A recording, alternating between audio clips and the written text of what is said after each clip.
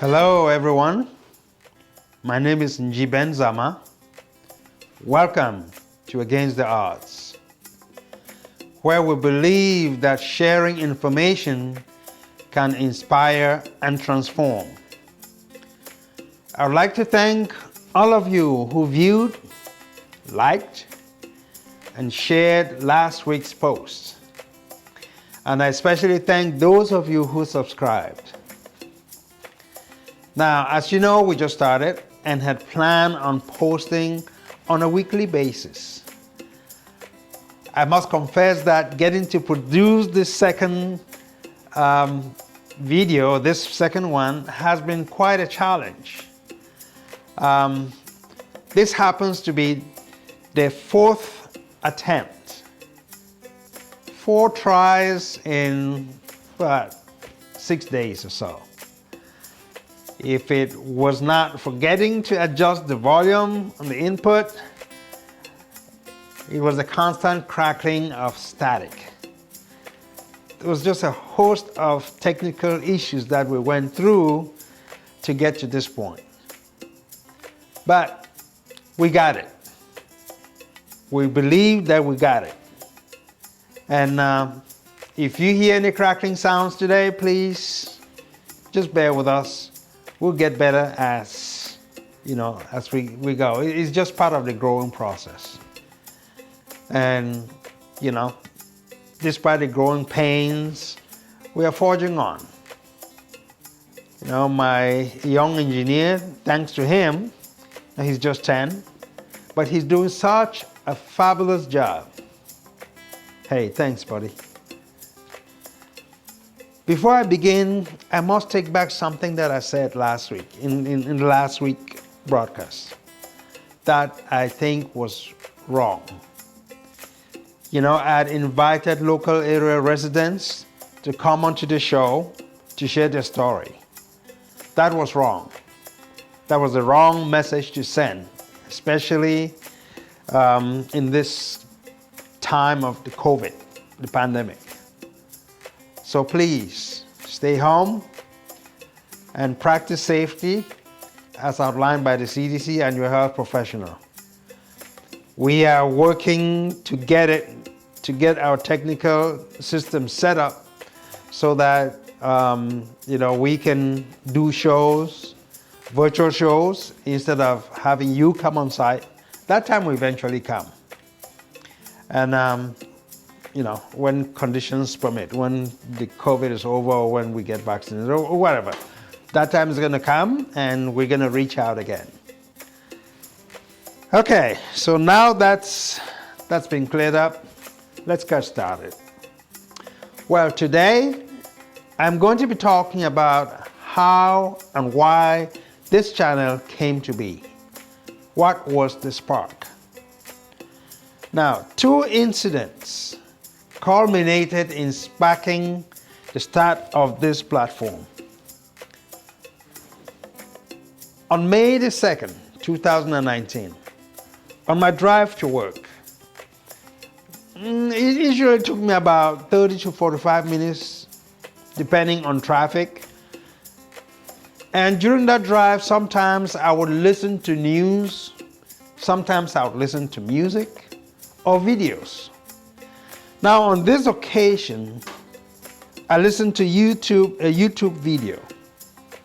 You listened to Tom Bilyeu's interview. He was interviewing a guy named Helen Keller. Now, if you don't know who Tom Bilyeu is, please look him up. Because in my opinion, he is one of the best interviewers. Right after Terry Gross. I must put that in. He does his homework. He listens. And he asks very insightful questions. As it turns out, that wasn't the first time that I seen Tom Bilyeu. I said about 1.5 years ago, one of his videos popped up on my phone, during one of my self-improvement video watching sessions. Unfortunately, it opened with him presenting with some very coarse language. I took one look at his ears and I instantly disliked him. So I moved on to watching something else. You know, the proverbial don't judge a book by its cover axiom did not really dissuade me from such a leap. Well, that just proves I'm human, right? So today I wonder what would have happened. You know, wonder what change could have occurred had I not rushed to such a conclusion. Or maybe it wasn't the right time, as it's often said. But this time around, I was curious, I was captivated, and I was mesmerized by Hal's story.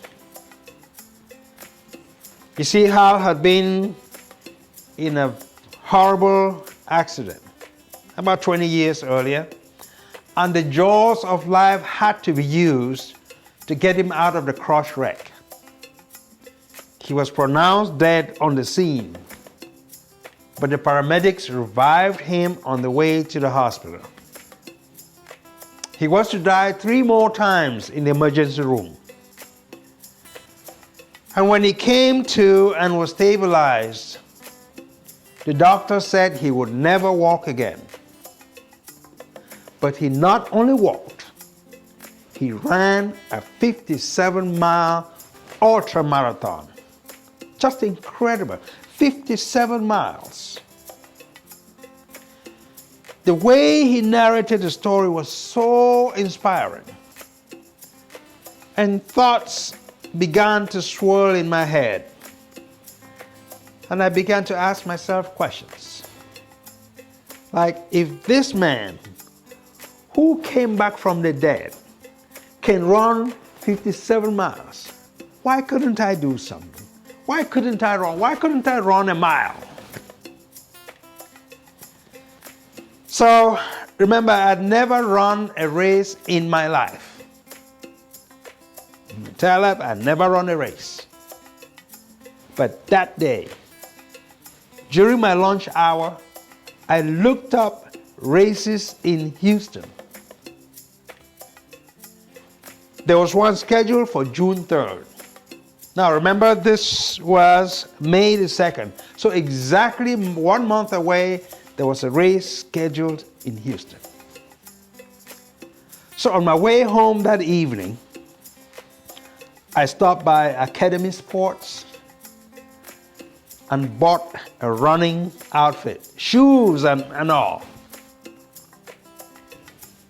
That evening, I looked up running apps, and one that I found, or the one that I chose, was called From Couch to 5K.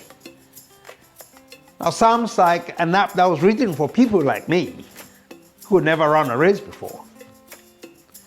So that night, I laid out everything I just bought, put my shoes by the door, and the next morning at 5 a.m., I was headed to the gym.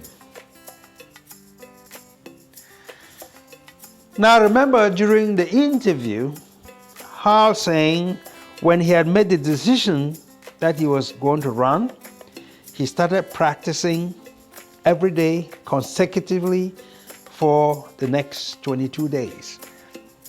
And he had mentioned that if you really want to start a habit or form a habit and have it stick, you have to do it consecutively for about at least 21 to 30 days. So I exercise every day for 30 days. Every day, every morning at 5 a.m., I would head to the gym, and I'll be from between 5 and 6:30, I'll be in the gym. And I exercise every day for 30 days. And lo and behold, I ran my first race on June 3rd, 2019. And by the end of that year, I had run 6 races. So, the app, like I said, I went from couch to 0 to not running anything to from couch to running 6 races in 6 months. So I was pretty proud of myself. It was an accomplishment. So that worked. Now here comes the second part of what, culminated in giving birth to this idea, to this platform. We all know the havoc that dictators, especially African dictators, we all know the havoc and the misery that they inflict on their fellow citizens. But thanks to social media, these atrocities that they used to hide, that they carry out, can now be seen in real time. Sometimes it doesn't show up immediately, but then they document it. Because everybody has access now, or most people have access to a cell phone. And they all have cameras nowadays. So that everybody now becomes a citizen journalist. And they film everything, any and everything that goes on. So a couple of months after I'd been inspired by a total stranger to do something I'd never done, I saw images of fleeing populations living in bushes with hundreds of innocent children. I saw a newborn baby. I saw an image of a newborn baby wrapped in cocoa leaves.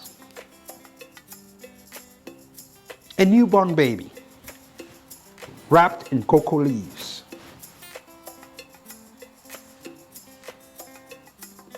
Those images roiled me. And I wondered about the future of that little child. I wonder about the future of that baby and those babies, especially the one that was wrapped in the cocoa leaf.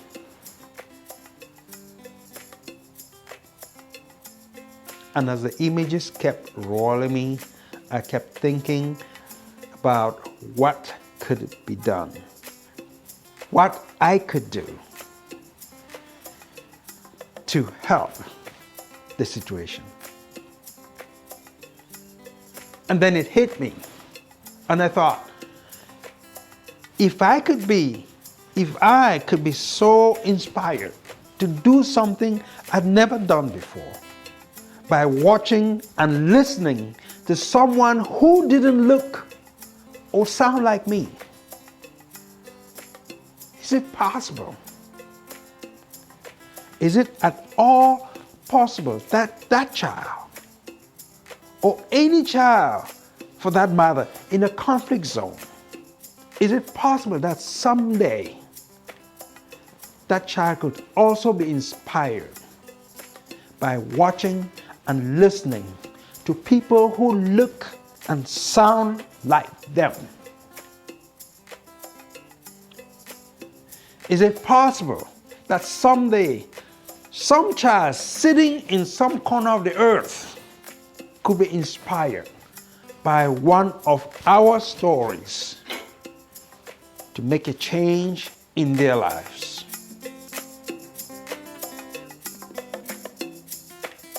Because, my friends, if that happens, then we would have accomplished what we set out to do. And so that's how two seemingly unrelated events culminated in giving birth to this platform. And so I ask you to consider sharing your story, because in so doing, a life, one life, could be transformed. You have learned from life. Teach it. Let your life become a classroom and you the professor. Thank you for watching. Please like, comment, share and subscribe.